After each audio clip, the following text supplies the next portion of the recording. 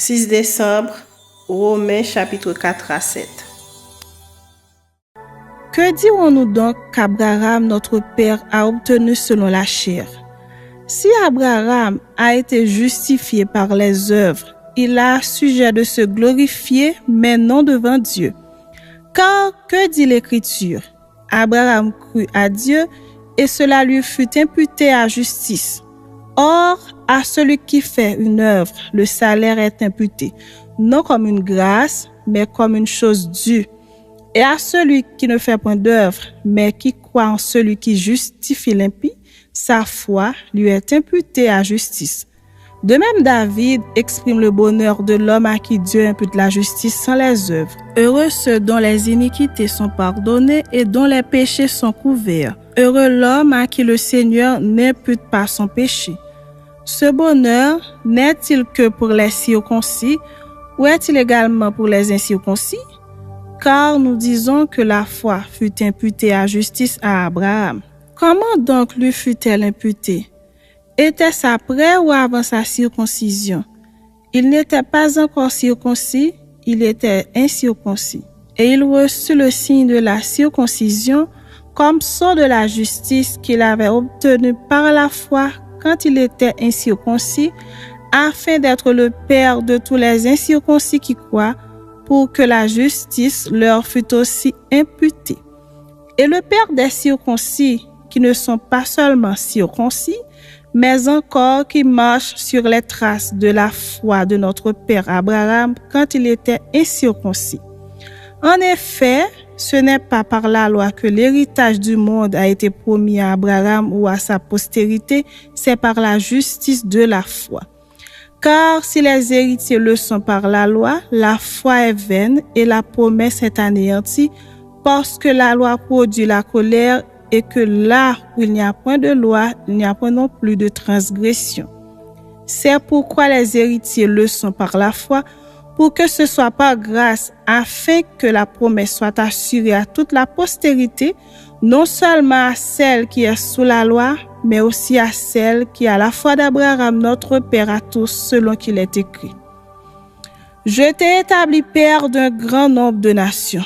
Il est notre père devant celui auquel il a cru, Dieu qui donne la vie aux morts et qui appelle les choses qui ne sont point comme si elles étaient.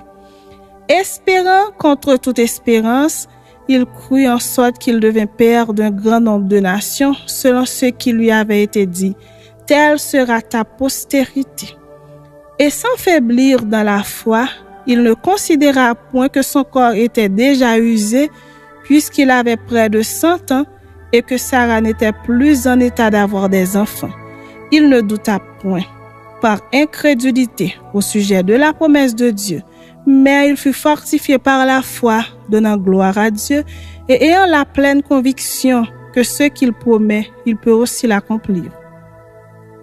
C'est pourquoi cela lui fut imputé à justice. Mais ce n'est pas à cause de lui seul qu'il est écrit que cela lui fut imputé. C'est encore à cause de nous, à qui cela sera imputé, à nous qui croyons en celui qui a ressuscité des morts, Jésus notre Seigneur, lequel a été livré pour nos offenses et est ressuscité pour notre justification. Chapitre 5. Étant donc justifiés par la foi, nous avons la paix avec Dieu par notre Seigneur Jésus-Christ, à qui nous devons d'avoir eu par la foi accès à cette grâce dans laquelle nous demeurons fermes et nous nous glorifions dans l'espérance de la gloire de Dieu. Bien plus, nous nous glorifions même des afflictions, sachant que l'affliction produit la persévérance la victoire dans l'épreuve et cette victoire l'espérance. Or, l'espérance ne trompe point parce que l'amour de Dieu est répandu dans nos cœurs par le Saint-Esprit qui nous a été donné. Car lorsque nous étions encore sans force, Christ, au temps marqué, est mort pour des impies. À peine mourrait-on pour un juste. Quelqu'un peut-être mourrait-il pour un homme de bien? Mais Dieu, pour son amour envers nous, en ce que lorsque nous étions encore des pécheurs, Christ est mort pour nous. À plus forte raison donc, Maintenant que nous sommes justifiés par son sang, serons-nous sauvés par lui de la colère? Car si, lorsque nous étions ennemis, nous avons été réconciliés avec Dieu par la mort de son Fils, à plus forte raison, étant réconciliés, serons-nous sauvés par sa vie. Et non seulement cela, mais encore, nous nous glorifions en Dieu par notre Seigneur Jésus-Christ, par qui maintenant nous avons obtenu la réconciliation. C'est pourquoi, comme par un seul homme le péché est entré dans le monde, et par le péché la mort, et qu'ainsi la mort s'est étendue sur tous les hommes, parce que tous ont péché. Car jusqu'à la loi le péché était dans le monde. Or le péché n'est pas imputé quand il n'y a point de loi. Cependant la mort a régné depuis Adam jusqu'à Moïse, même sur ceux qui n'avaient pas péché par une transgression semblable à celle d'Adam, lequel est la figure de celui qui devait venir. Mais il n'en est pas du don gratuit comme de l'offense, car si par l'offense d'un seul, il en est beaucoup qui sont morts, à plus forte raison la grâce de Dieu et le don de la grâce venant d'un seul homme, Jésus-Christ, ont-ils été abondamment répandus sur beaucoup. Et il n'en est pas du don comme de ceux qui est arrivé par un seul qui a péché, car c'est après une seule offense que le jugement est devenu condamnation, tandis que le don gratuit devient justification après plusieurs offenses. Si par l'offense d'un seul la mort a régné par lui seul, à plus forte raison, ceux qui reçoivent l'abondance de la grâce et du don de la justice régneront-ils dans la vie par Jésus-Christ lui seul. Ainsi donc, comme par une seule offense la condamnation a atteint tous les hommes, de même par un seul acte de justice, la justification qui donne la vie s'étend à tous les hommes. Car, comme par la désobéissance d'un seul homme, beaucoup ont été rendus pécheurs, de même par l'obéissance d'un seul, beaucoup seront rendus justes. Or, la loi est intervenue pour que l'offense abondât, mais là où le péché a abondé, la grâce a surabondé, afin que comme le péché a régné par la mort, ainsi la grâce régna par la justice pour la vie éternelle par Jésus-Christ, notre Seigneur. Que dirons-nous donc? Demeurerions-nous dans le péché afin que la grâce abonde? Loin de là. Nous qui sommes morts au péché, comment vivrions-nous encore dans le péché? Ignorez-vous que nous tous qui avons été baptisés en Jésus-Christ, c'est en sa mort que nous avons été baptisés? Nous avons donc été ensevelis avec lui par le baptême en sa mort, afin que comme Christ est ressuscité des morts par la gloire du péché, de même nous aussi, nous marchions en nouveauté de vie. En effet, si nous sommes devenus une même plante avec lui par la conformité à sa mort, nous le serons aussi par la conformité à sa résurrection, sachant que notre vieil homme a été crucifié avec lui, afin que le corps du péché fût détruit, pour que nous ne soyons plus esclaves du péché. Car celui qui est mort est libre du péché. Or, si nous sommes morts avec Christ, nous croyons que nous vivrons aussi avec lui. Sachant que Christ, ressuscité des morts, ne meurt plus, la mort n'a plus de pouvoir sur lui. Car il est mort et c'est pour le péché qu'il est mort une fois pour toutes. Il est revenu à la vie et c'est pour Dieu qu'il vit. Ainsi vous-même, regardez-vous comme mort au péché et comme vivant pour Dieu en Jésus-Christ. Que le péché ne règne donc point dans votre corps mortel et n'obéissez pas à ses convoitises. Ne livrez pas vos membres au péché comme des instruments d'iniquité, mais donnez-vous vous-même à Dieu comme étant vivants de mort que vous étiez et offrez à Dieu vos membres comme des instruments de justice. Car le péché n'aura point de pouvoir sur vous, puisque vous êtes non sous la loi, mais sous la grâce. Quoi donc? Pécherions-nous parce que nous sommes non sous la loi, mais sous la grâce? Loin de là. Ne savez-vous pas quand vous livrez à quelqu'un comme esclave pour lui obéir, vous êtes esclave de celui à qui vous obéissez, soit du péché qui conduit à la mort, soit de l'obéissance qui conduit à la justice? Mais grâce soit rendue à Dieu de ce que, après avoir été esclave du péché, vous avez obéi de cœur à la règle de doctrine dans laquelle vous avez été instruits. Ayant été affranchis du péché, vous êtes devenus esclaves de la justice.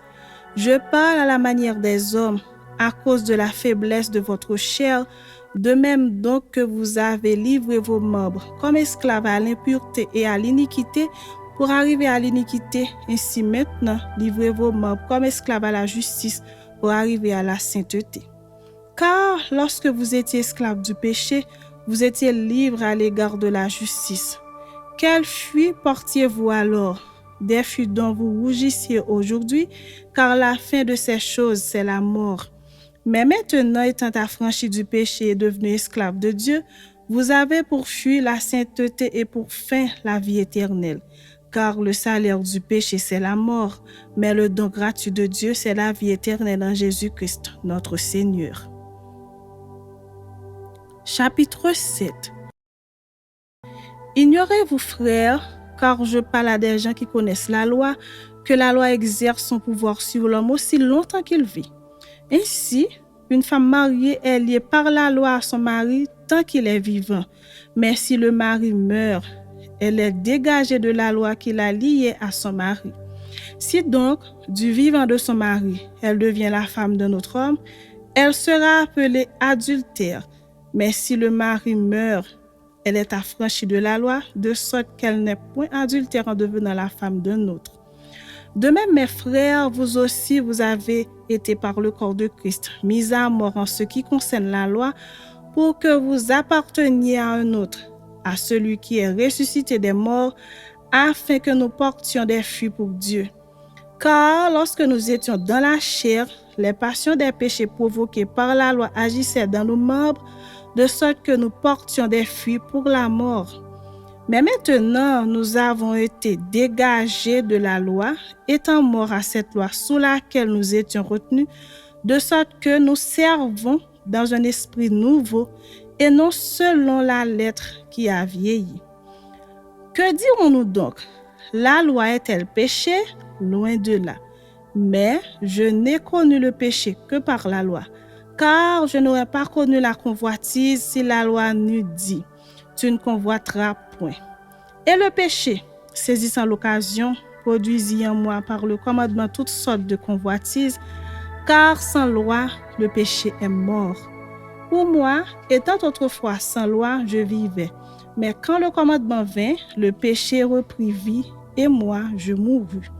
Ainsi, le commandement qui conduit à la vie se trouvera pour moi conduire à la mort, car le péché, saisissant l'occasion, me séduisit par le commandement et par lui me fit mourir.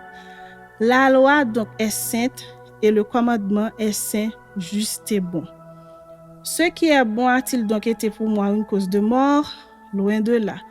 Mais c'est le péché, afin qu'il se manifestât comme péché en me donnant la mort par ce qui est bon, et que par le commandement, il devint condamnable au plus haut point. Nous savons en effet que la loi est spirituelle, mais moi je suis charnel, vendu au péché. Car je ne sais pas ce que je fais, je ne fais point ce que je veux, et je fais ce que je hais. Or, si je fais ce que je ne veux pas, je reconnais par là que la loi est bonne. Et maintenant, ce n'est plus moi qui le fais, mais c'est le péché qui habite en moi. Ce qui est bon, je le sais, n'habite pas en moi, c'est-à-dire dans ma chair. J'ai la volonté, mais non le pouvoir de faire le bien. Car je ne fais pas le bien que je veux, et je fais le mal que je ne veux pas.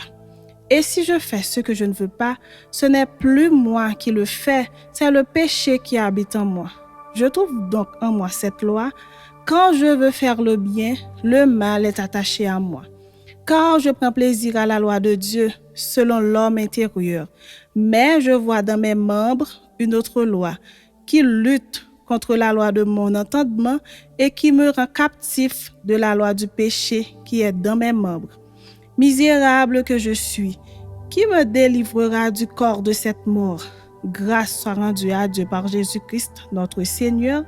Ainsi donc, moi-même, je suis par l'entendement esclave de la loi de Dieu et je suis par la chair esclave de la loi du péché.